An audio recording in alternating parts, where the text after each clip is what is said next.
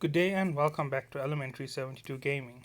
Before I get into the video today, I'd like to ask you all to please leave a like or comment on my video, consider subscribing to my channel, and if you dislike the content, please leave a comment. So I am actually going to be going a little bit further with my discussion on the PvP PvE aspects of the game. Now, when it comes to the differences between PvP and PvE, please make sure that this is something that is noted. PvE exists in all sectors of the game, from high to now. So PvE exists everywhere. There is PvE in all of those areas. Now PvP exists in two sections of the game, low sec and null sec, and as such, it plays a very important role in the game. Now, PvP has its role and is an important part of the entire game meta. So, let's go over some of the problems that are plaguing the PvP community and the PvE community, and let's relate how it works to the PvP versus PvE situation. Now, we are in a mobile gaming standard. Now, mobile gaming standards generally have a lot of safety for PvE based players because a majority of a gameplay within mobile games is based off PvE.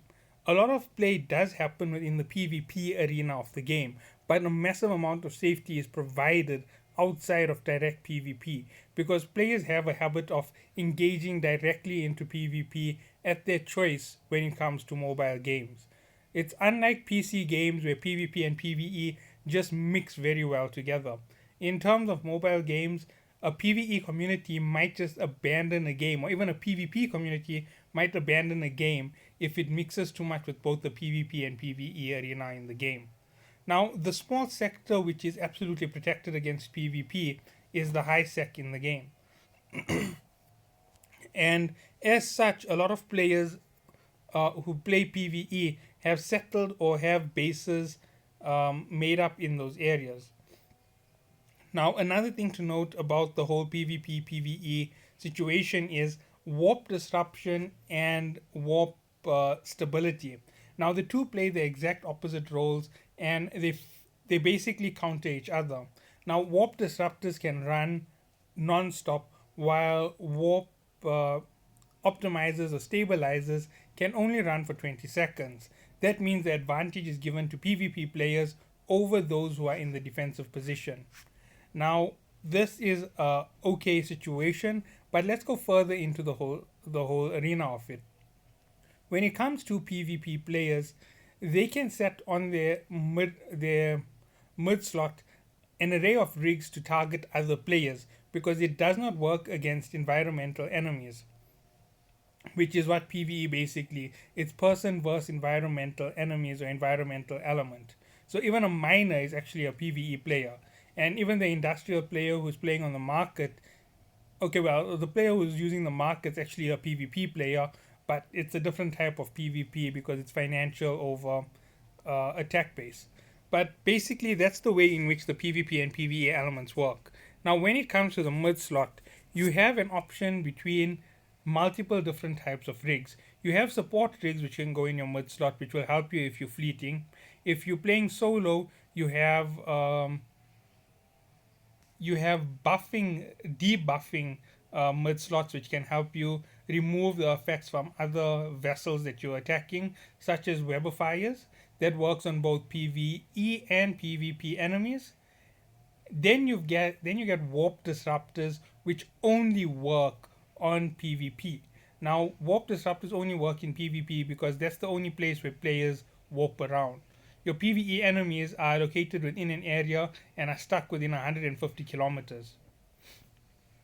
Now, you do get other fittings in your mid slot, such as your Nosferatu and your neutralizers, but they don't play the same role in PvP, PvE as the Warp Disruptor. They play the same role as a Webifier, can be used against PvP or PvE enemies to help you get the upper hand.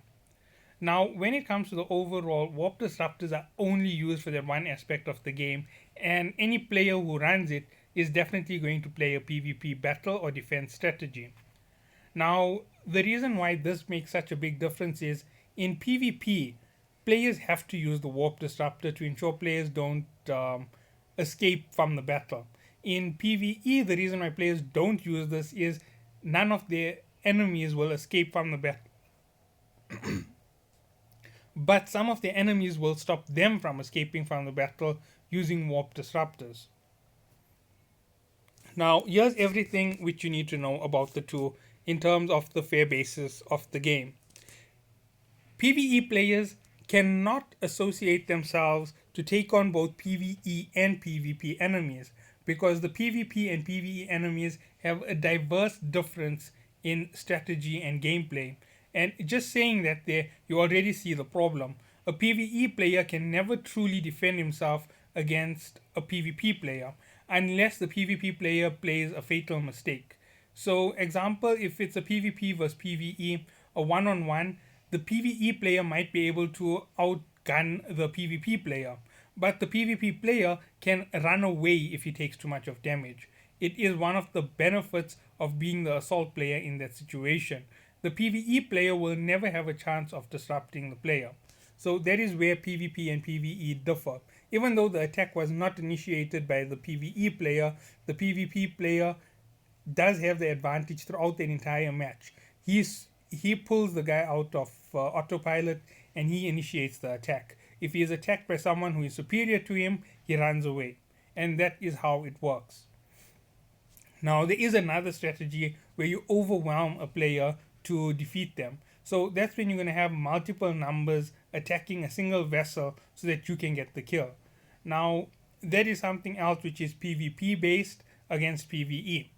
Now, the reason why the two sections are widely separated was they made sure that gates in high sec had protection on them, and then they later extended it to low sec to protect the PvE players because they had an exploit in the game. Okay, you can call it an exploit, you can call it a basic function in the start of a game where you could autopilot and be totally immune to warp disruption. Now, later on, it was changed in favor of PvP, meaning that the original PvE benefit was removed from the game to help PvE play. The PvE benefit was removed from the game to benefit PvP play to allow players to fight each other till the end without using the autopilot as a runaway strategy. Now, with all of this being said, I know some of you are going to be wondering why is this so important. Now, later in the game, after this had been done, a lot of PvP corporations decided to camp the low sec gates where missions and encounters were located.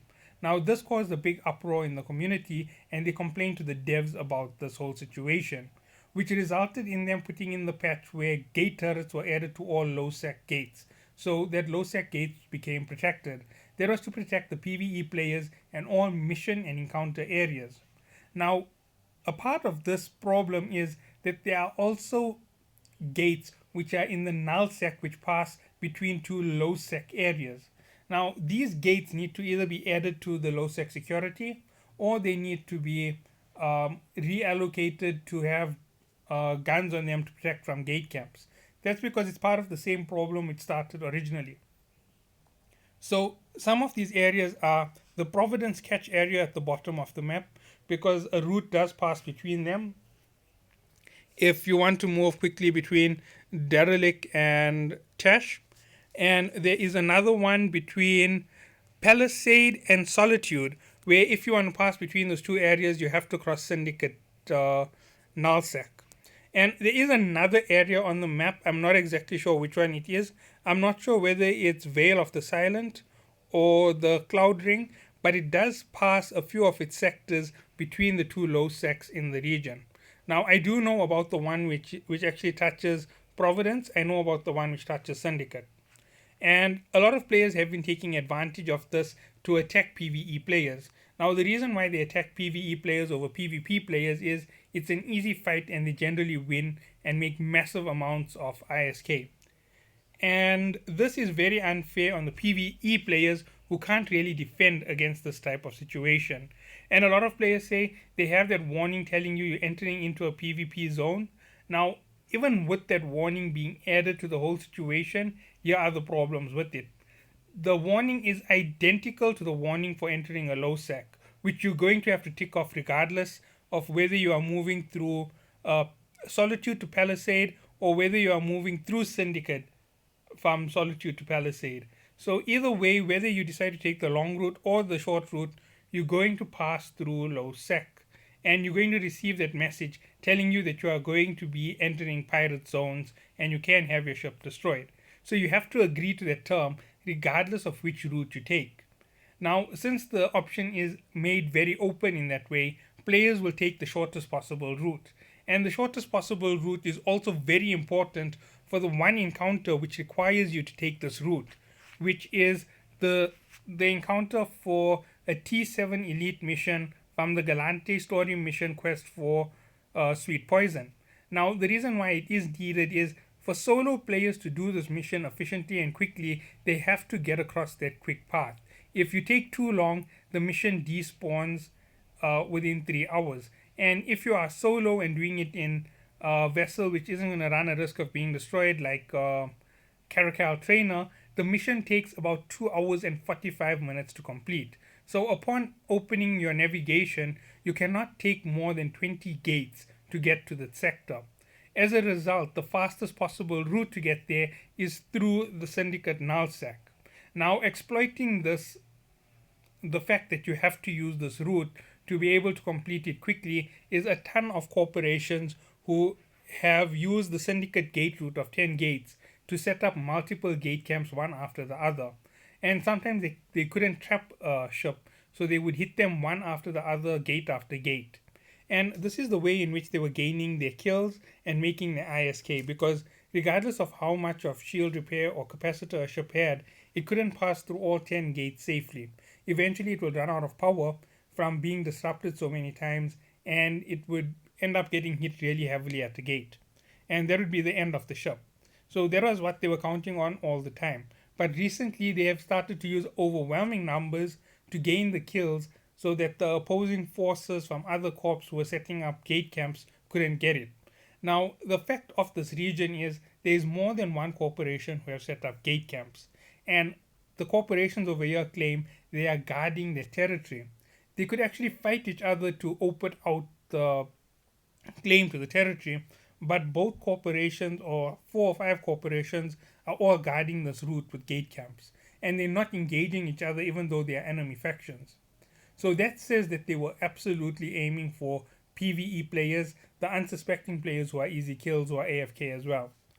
Now, with all of this being said, those routes need to be put under the protection of the low sec gates. They need to have the 160 times turrets added to them so that they can destroy any ship that attacks players moving through the gate system. Now, once this is implemented, it will mean that there is a safe route through Syndicate. Now, obviously, the problem will be defending it for the PvP corps. Now, a part of this whole situation is the PvP corps say that they need to defend the territory. However, even with the small little line being drawn through their territory, they can still defend it quite easily. Everything just needs to be moved one sector down to hold off the enemies. It actually makes their territory easier to protect, because they lose out on 4 or 5 zones which are outside of the area which would have to be added to the low sec. And once this is done, they have less area to protect, meaning it's easier to make a blockade and easier to run gate camps for protection. But obviously it won't happen because its entire purpose is to take on PvE enemies. So basically, that is the route which was in big contrast. Now, the area in Providence isn't very large, it's only about 3 gates long, and it's generally used to stop players from going down into catch. However, a lot of players don't like trying to blockade this route due to the fact that Genesis, CNK, Trimarch, the Aquarius coalitions, and multiple other corporations who are very, very dangerous in terms of PvE, not PvE, in terms of PvP, will march up to remove their gate camps, which is why gate camps only last here for about 30 minutes. So anybody who camps over there is looking for a one-off hit for an AFK player, and then they run. And if they fail to make the hit, they generally run anyway because they're afraid of the number of corporations who will send up an attack fleet. Now, moving up into the reason why this doesn't benefit PvP. PvP players need easier kills because a lot of them aren't really good at the factor of playing other players.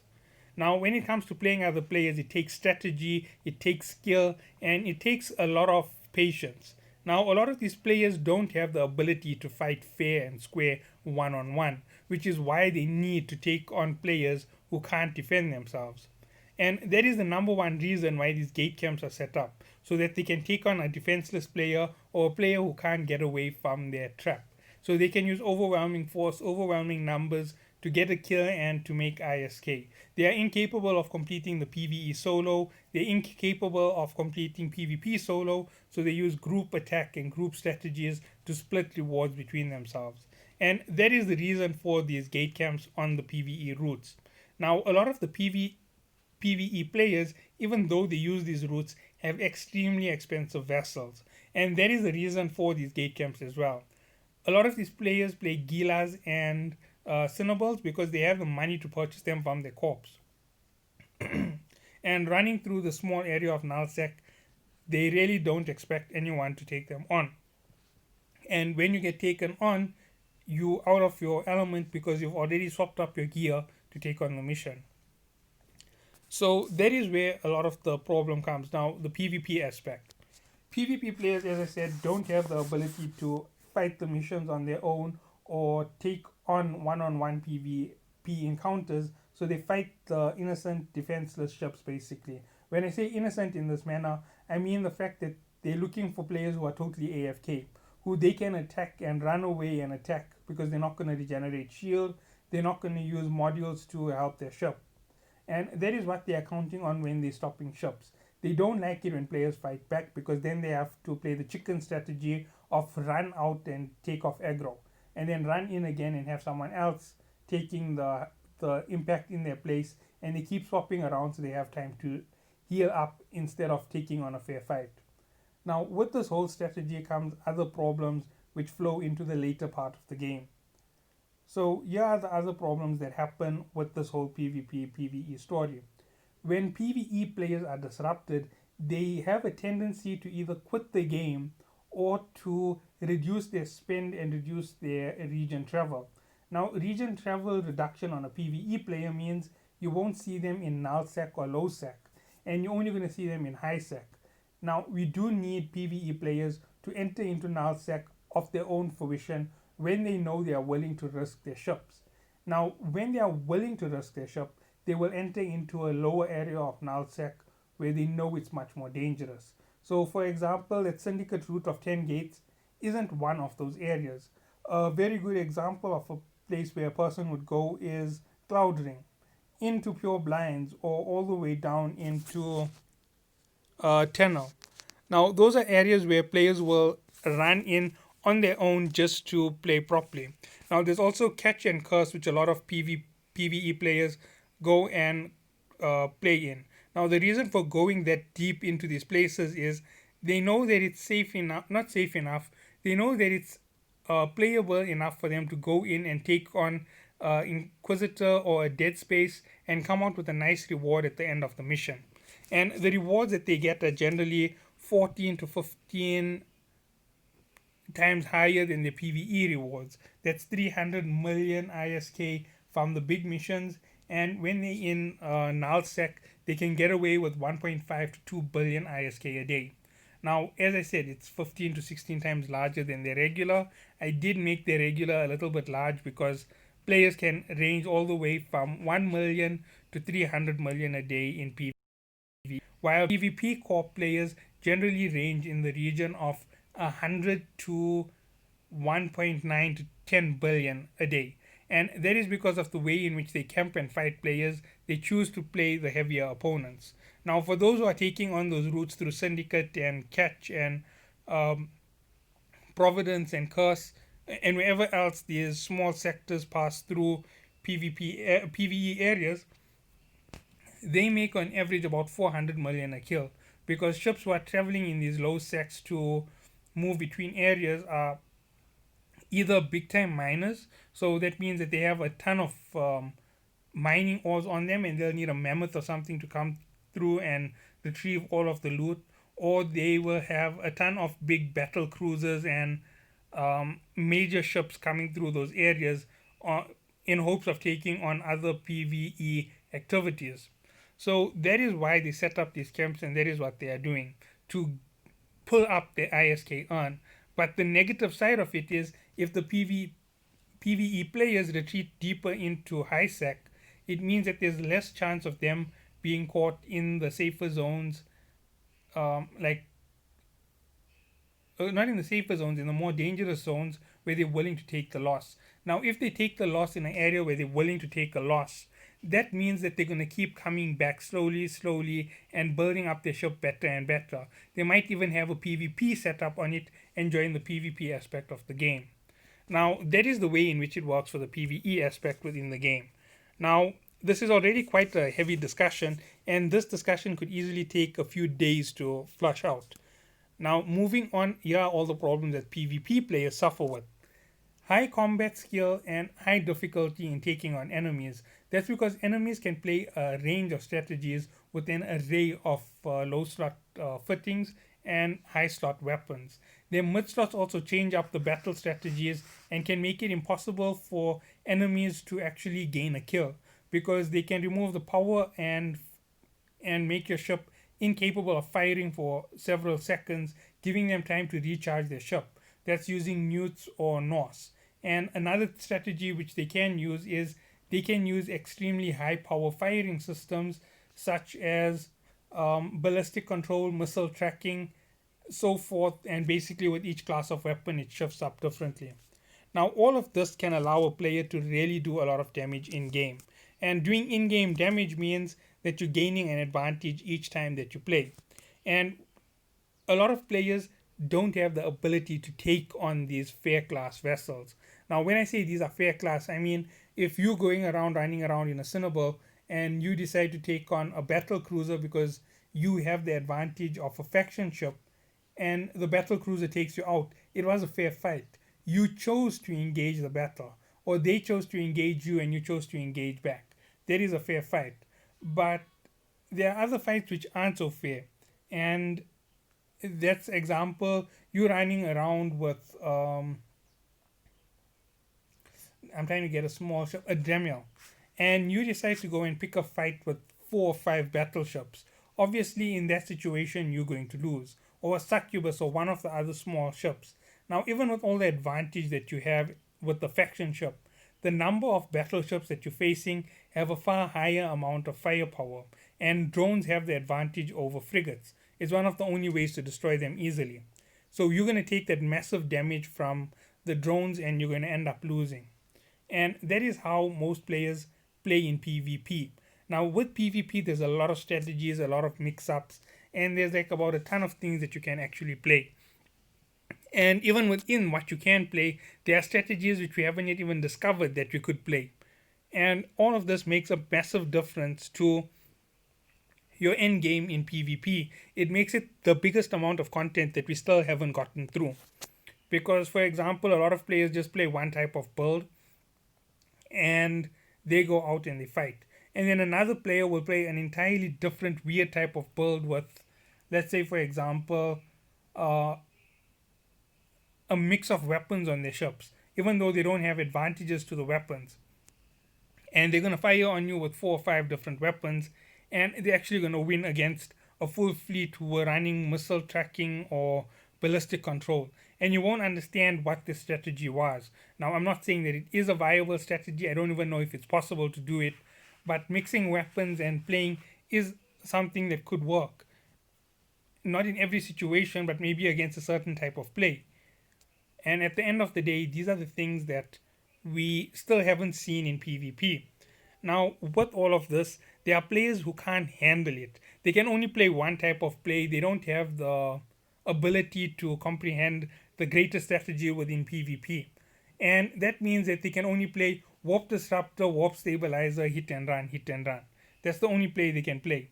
And they don't think about the advantage of running different fit-ups, like Warp Disruptor Neutralizer, take out the ability of an enemy to regenerate shield. Warp Disruptor North so that you can keep your shield up while you're fighting them. Warp Disruptor double Weber Fire so they don't have the resistance from speed. Now, all of these things play such a huge role in forming up your battle strategies. And when it comes to players, this is where everybody needs to think. Now it works for both PvP and PvE players. They can both use strategies in PvP to keep themselves safe, or they can keep it for attacking other players. And it is something that is necessary. But however, you do get the weaker player who can only play one strategy, and they need a more defenseless opponent. So they'll generally gravitate towards attacking defenseless ships such as miners or PvE players in PvE territory. So they will go and they'll set up on PvE routes. They'll set up within low secs where they know players are going to arrive, like say for example mining belts. They'll set up in those areas and they'll attack innocent players. And that is the whole purpose to forming up fleets and forming up friendships and alliances. It's to play different formats of the game. Now, playing just this one format does impact the game because you destroy the entire community over time. If all the PvP players only attack PvE players, the PvE community will eventually dwindle away. Because in mobile communities, if a player doesn't feel safe, they leave the game. And it isn't just in, for example, Eve Echoes, it's in almost every single mobile game. You get games such as Ark of War, um, Star Trek Fleet Command, Star Trek Timelines, going on and on. They have to introduce safeties to the PvE content of the game, like ship repairs. So if your ship gets destroyed, you repair it, and it manages to keep PvE players on. But if they get destroyed too many times in a row or too often, they just end up quitting the game. And it happens so often that it isn't even funny. It isn't even just exclusive to mobile gaming, it also happens in PC gaming. But in PC gaming, it's a lot less common than it is in mobile gaming. And at the end of the day, when this happens, you lose the ability to make your massive gains of ISK in PvP. So that is one of the reasons why you should try and keep those areas clear. So if you are a small PvP corp and you're looking for a PvP battle, go look for the gate campers along Syndicate. Go look for the gate campers along Providence Catch, along the Curse route, along the multiple areas on the sides of the low sec, and take out the PvP corps, take on those PvP blockades and gate camps, and you most probably will make a ton of ISK because their fittings are going to give you at least 30 million for each of their warp disruptors, and they run in fleets of 10, so that's 300 million per fleet. So if you run enough players in, you're going to make 300-400 million between all of you, and there's about 10 camps in Syndicate, so that's 1.2 billion. That's a good idea for another fleet. Gather up your PvP corp, maybe 4 battleships, and run through with 1 disruptor per ship and 2 webifiers, and everything that they have can be webified and disrupted, and you can destroy them one at a time. Destroy the most expensive ships to the least expensive ships. It's going to allow you to travel right through the entire area, and you're going to be able to clean it out. And they'll be back within an hour or two because they're hoping for PvE players, and you can keep cleaning out all of the PvP players while allowing the PvE players to pass through non-stop.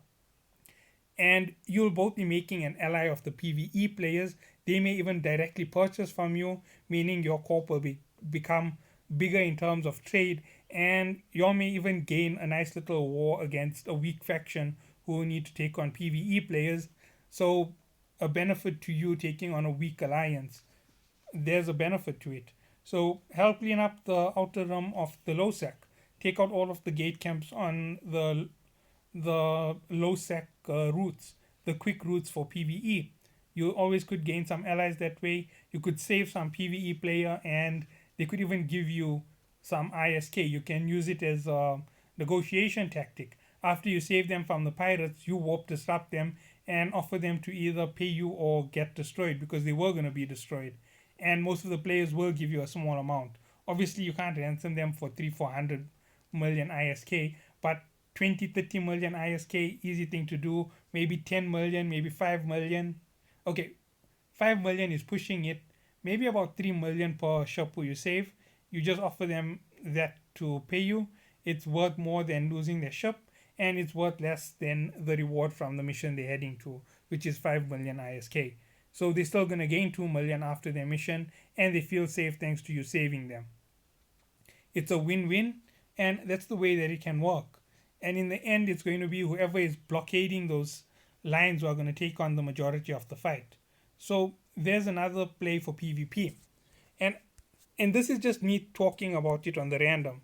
Now, since this video has hit the 30-minute mark, I'm going to stop it, and I will make another follow-up video on the PvP PvE aspects within another area of the game. That's going to be Dead Space and anomaly fighting. So thank you all for watching. Have a good day.